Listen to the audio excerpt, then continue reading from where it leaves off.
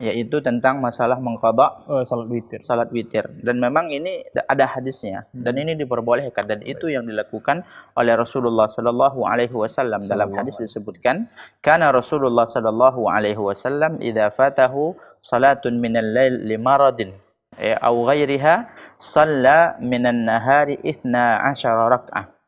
Adalah kebiasaan Rasulullah sallallahu alaihi wasallam apabila beliau tersebut luput darinya salat pada malam hari. Ya, beliau tidak salat tahajud dan tidak salat witir.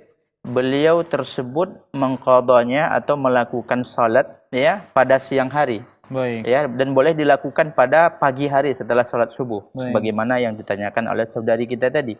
Dan itu diperbolehkan dan itu dianjurkan. Shalla minan nahar 12 rak'ah. Beliau ya salat pada pagi harinya tersebut sebanyak 12 rakaat.